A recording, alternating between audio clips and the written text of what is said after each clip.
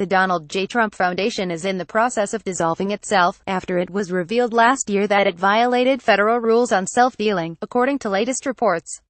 However, President Donald Trump could face complications in shutting down his charity. A spokesperson for the New York State Attorney General's office told NBC News the foundation cannot shut down while it is currently under investigation. Nevertheless, the dissolution of the charity was coming for a long time since Trump had announced the same in December 2016. The foundation has done enormous good works over the years in contributing millions of dollars to countless worthy groups, including supporting veterans, law enforcement officers and children, Trump said in a statement, DW reported.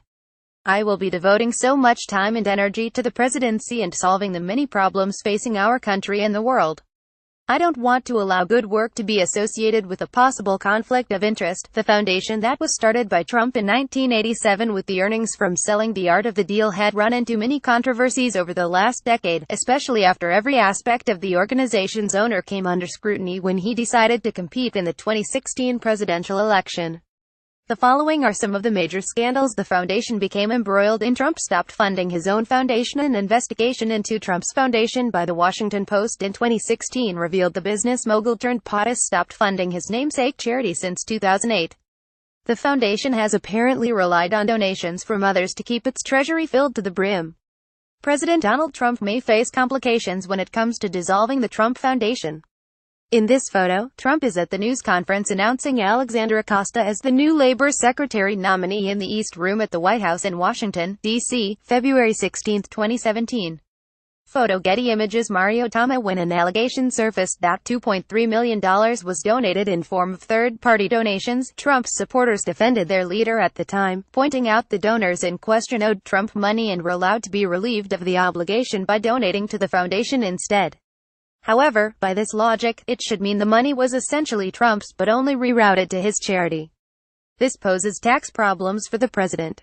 Income tax laws state for tax purposes a person who directs amounts owed to him to another entity must reflect both the income and use of the funds on his personal tax return. Since Trump never publicly revealed his tax returns, there is no way of knowing if he documented these charitable payments while filing his documents. In addition, the foundation has not undergone external audits. It has also not been subjected to any type of oversight review required by charities seeking donations of more than $25,000 from the public. Foundation money used to handle Trump's legal problems. In 2013, Trump's foundation transferred a sum of $25,000 to political groups supporting Florida's Republican Attorney General, Pam Bondi.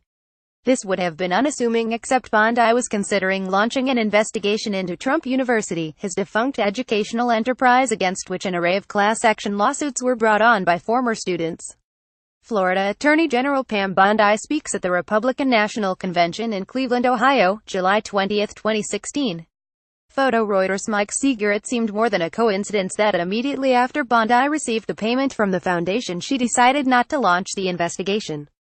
In an Internal Revenue Service filing, information about the payment was revealed, which led to the president paying $2,500 for the tax law violation. This scandal was topped by an even bigger one in the following year when the foundation forwarded $100,000 to David Bossi's conservative activist group Citizens United, Fox reported. During the time, New York Attorney General Eric Schneiderman was launching a fraud prosecution against Trump University. Incidentally, it was the largest donation made to any organization that year, beating traditional charities, such as the Leukemia and Lymphoma Society which got $50,000, the Dana-Farber Cancer Institute $25,000, and the Police Athletic League $25,000. As it happened, simultaneously, Bossi and Citizens United was suing Schneiderman over the latter's effort to require nonprofits like Citizens United to disclose the names of donors to the New York State Charities Bureau. This essentially means the foundation made a donation toward a company, which was causing problems for an entity that was investigating one of Trump's allegedly fraudulent businesses. The foundation's self-dealing activities. It was also revealed Trump has used $258,000 of his charity's money to settle legal disputes and making purchases. Some of them were used for settling a lawsuit involving the illegal height of a flagpole at his Mar-a-Lago club, buying a helmet signed by football player Tim Tebow and having a 6-foot portrait of himself made, The Guardian reported.